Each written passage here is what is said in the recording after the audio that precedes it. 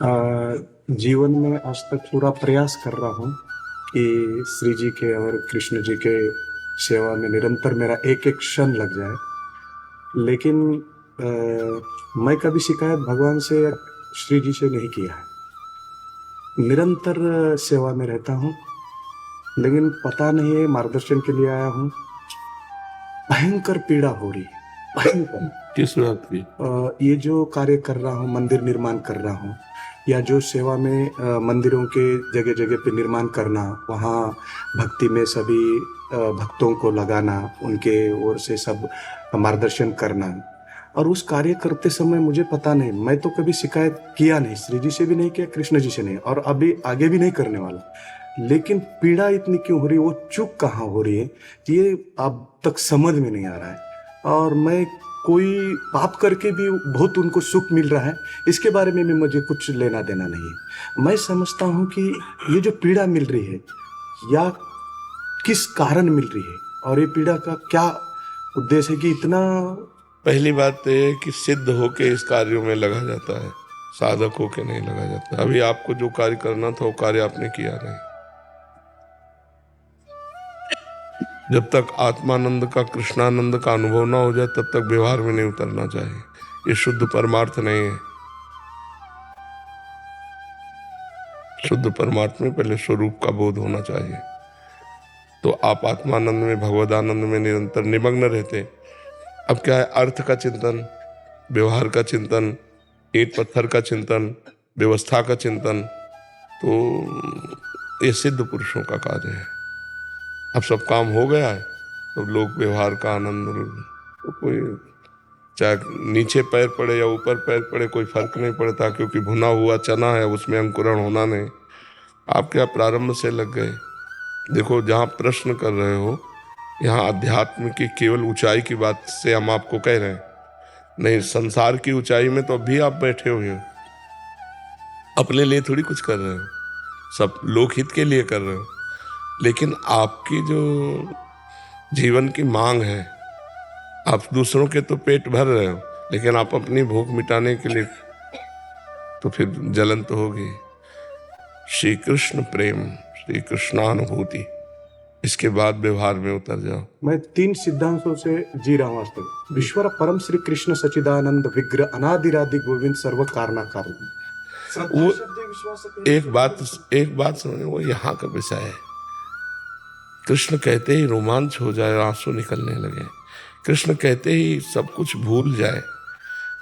ब्रह्मादिक के भोग सब विषम लागत ताई, नारायण ब्रज चंद की लगन लगी है जाए। मतलब एक व्याकुलता भगवान के लिए, हर समय भगवान का चिंतन। हमारे शब्दों को पकड़िए, अभी ईंट पत्थर का चिंतन होता है, रुपये का चिंतन होता है, डोनेशन कहाँ से आएगा, कैसी व्यवस्था, क्या व्यवस्था, ये सब व्यवहार का चिंतन होता होगा। तो फिर भूख तो है हमें कृष्णानंद की। सच्चिदानंद विग्रह का साक्षात्कार नहीं किया तो सच्चिदानंद विग्रह कहने से क्या होगा?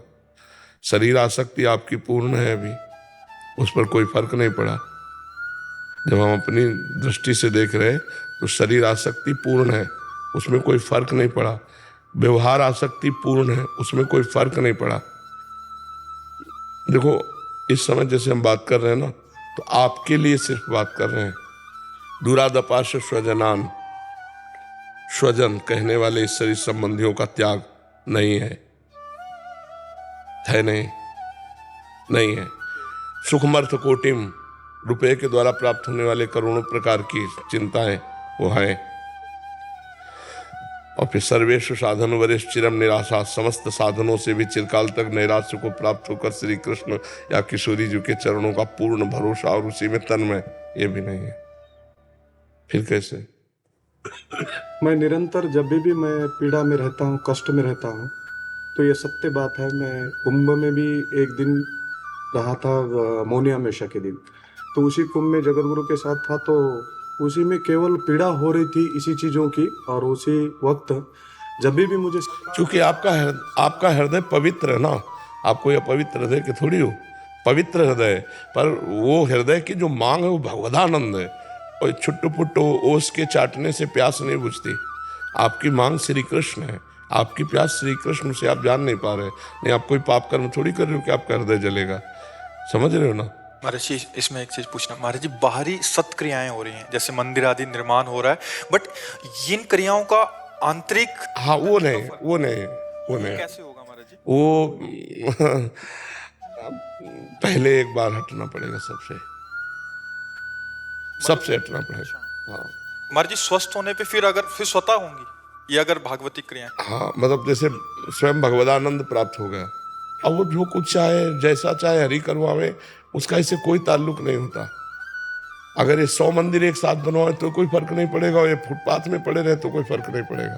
तो पहले क्या करना चाहिए महाराज? पहले अपना कल्याण करो, पहले जग का कल्याण स्वयं होगा, पहले हमें भगवत प्राप्ति करनी चाहिए। उस कल्याण जो अभी हम जिस चेष्टा में लगे थे उसका फल ये है कि जो वार्ता हो रही है हमारी। हाँ, क्योंकि मतलब सही ठिकाने पे निशाना नहीं लगेगा तो गोली फिरी ही जाएगी। सही ठिकाने, अच्छा किसी और से पूछो तो बहुत सही चल रहे हैं। हाँ हाँ बिल्कुल, कहीं भी किंचन मात्र, वो हम जान रहे हैं कि कहीं। बिल्कुल जगत गुरु ने बोला कि मैंने उनको पूछा तो उन्होंने बोला आप बहुत पीड़ा से ग्रसित हो, आपका अनुष्ठान करना पड़ेगा। तो आपका एक मैंने परसों में 2 घंटा रोज आपका सुनता हूँ, तो उन्होंने बोला कि ऐसा ऐसा ऐसा ऐसा करना पड़ेगा। और आपने कहा था कि ये जो कलयुग है इसमें जो मिलावट सब है, घी ये सब, आप केवल नाम का जप करो।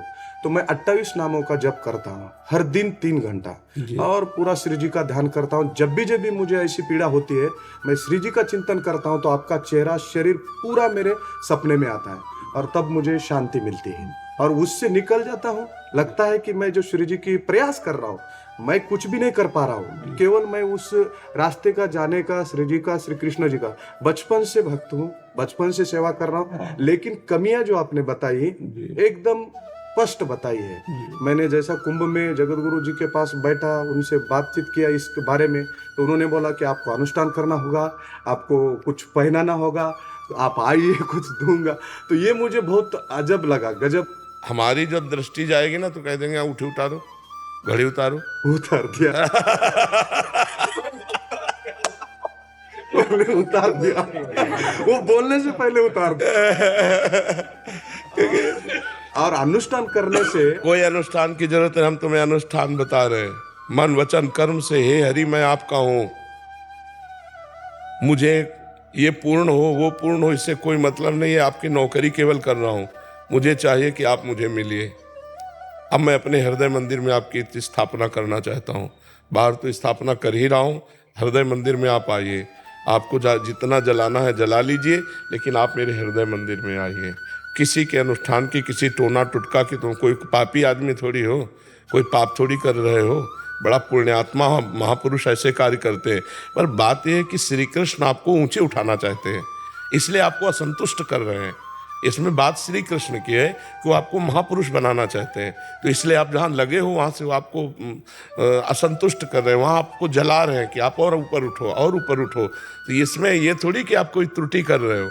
आप जैसे कोई बिरले ही संत होते हैं जो अर्थ का सदुपयोग करके मंदिर आदि निर्माण करके लोक कल्याण में लगाते हैं, लेकिन चूंकि क्या बात हुई कि अभी हमारा काम नहीं हुआ तो हमारी जो मांग है वो अधूरी रह गई, हम बाहर फैल गए, बाहर विस्तार को प्राप्त हो रहे हैं। अब हमें पहले समेटना चाहिए।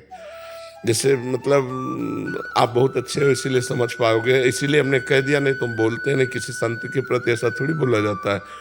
देखो जहाँ हम पकड़ पा रहे, आपका गृह संबंध अभी त्याग नहीं हुआ, माता पिता परिवार इसका राग है कि नहीं अंदर?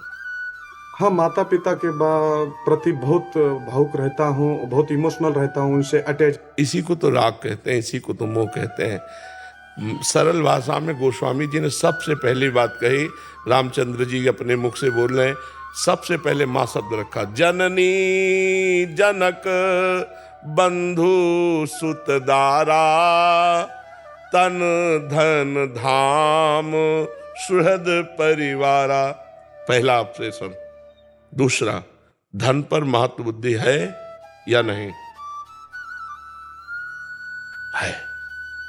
तीसरा, शरीर पर ममत्व है कि नहीं? आप देख लीजिए, है ना? बस इन्हीं तीनों को ऑपरेशन कर दो। अगर आनंद में मगन ना हो जाए तो मुझे बता देना। कोई कमी आप में नहीं, कोई त्रुटि आप में नहीं, कोई साधन में कमी नहीं कि आप कोई भ्रष्ट आदमी हो या गलत आदमी हो, ऐसा नहीं है। पर जो जिस ऊंचाई की मांग है आपके हृदय में, उसके लिए इन 3 बातों की आवश्यकता है। और ये घड़ी और अंगूठी आज के बाद मत पहनना।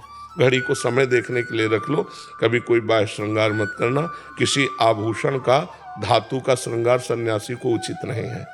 सन्यास, चूंकि आप सन्यास ले चुके हैं, अंगूठी है, सोने की जंजीर है या कड़े है, ये विषयी पुरुषों के होते हैं। अपने लिए यही तुलसी की माला, तुलसी, हाँ यही चीज, हाँ यही आभूषण है, यही अपने आभूषण है। मैं ऐसा इतना कुंभ में ऑस्ट्रेलिया से मेरे एक भक्त आए थे, ये इससे तो मेरा एक क्षण भी नहीं जाता था श्री जी के माला के बिना। वो रोने लगे मेरे पास आके, तो मैं उतार के दे दिया। हाँ, तो नहीं देना चाहिए, देना नहीं चाहिए था। बाद में मुझे वो नींद ही नहीं आया और बार बार आपका स्मरण हो रहा था, सपने आ रहे थे, तो मैं तुरंत भागे भागे वृंदावन आ गया। वहां से यहाँ आ गया, फिर बरसाना गया, राजभोग लिया और फिर यहाँ आके आपको मिलके खुशी हो गया। जैसे आपके जैसे कंठी है, आपकी माला है, झोली माला है, ये ब्रह्मा जी भी आके मांगे तो नहीं देना।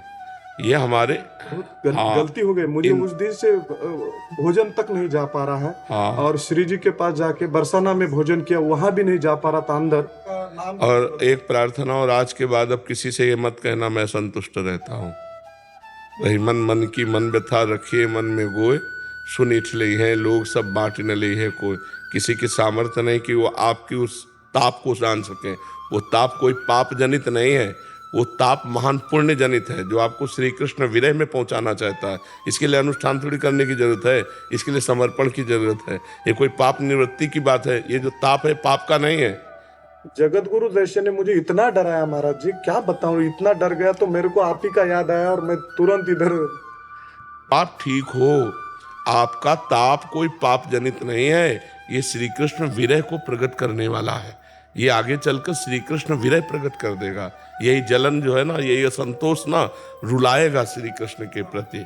हाँ, यही श्री कृष्ण। मुझे आनंद इसमें आता है, भरपूर आनंद आता है। मुझे लगता है कि कोई कुछ भी बोले, मैं उसी लक्ष्य से दूर ना हट। नहीं, आज के बाद अपनी समस्या किसी से बताना भी नहीं। क्या है कि संतों पर श्रद्धा विश्वास है आपका, और जब वो तो फिर वो बहुत घुमा करके फिर बहुत कहीं परेशानी में न फंस जाए, किसी और मार्ग का अनुसरण न करने लगे। इसलिए कैसे हो? बिल्कुल आनंद है, श्री कृष्ण कृपा है। नहीं आपको ऐसे, पहले आपने बताया था आप कैसे हो, जैसे श्री कृष्ण रख रहे हैं, बहुत अच्छा रख रहे हैं। उनकी तो बड़ी मंगलमय है, उनकी बड़ी कृपा है। बस जो अंदर जलन है वो विरह बनेगी, वही ताप बनेगा। श्री कृष्ण मिलन के लिए रुर्दुष्टुरम राजन कृष्ण दर्शन लालसा, वही श्री कृष्ण विरह बनेगा। आप बहुत अच्छे हो, बहुत अच्छे से चलना। बाहरी अब कोई श्रृंगार मत धारण करना। हाँ, नहीं जेब में रखो ये घड़ी, क्योंकि समय देखने के लिए आवश्यक है ना। लेकिन धातु का किसी भी तरह का श्रृंगार धारण करना, उसे प्राय आप धारण करते हैं, सब धारण करने लगे हैं, लेकिन निषेध है। हमारे शास्त्रों में हमारे आचार्यों ने निषेध किया है। महाप्रभु चैतन्य देव जी ने संन्यास लिया, तो आप उनके जीवन में देखिए। तो हम महाजनों गतेन सपंथा है, इन पंथा वो कौन, मार्ग कौन, तो बोले महाजनों गते सपंथा, जिसमें महापुरुष गए हैं उसी मार्ग में हमें जाना चाहिए। तो भोजन पाओ तो ठाकुर जी के भोग के लिए चाहे सोने की थाल हो, लेकिन अपने भोग के लिए मिट्टी के रज के पात्र हो या नारियल के पात्र हो। सन्यासी है हम सन्यासी जन हैं। हम धातु के पात्रों में नहीं पाते, मिट्टी के पात्र में हम पाते हैं, या फिर नारियल के पात्र में, दूसरे किसी पात्र में, या फिर दोना पत्तल में पवा दो। धातु के पात्र में नहीं पाते। पहले मैं बचपन से परिवार के तरह से मैं शिल्पकार था, शिल्पी बनाता था जी। तो मैंने सोचा कि हमारे भगवान ने हमें यही एक सेवा दी है, तो उसे ग्रहण करके वो शिल्पी बनाना, मंदिर बनाना।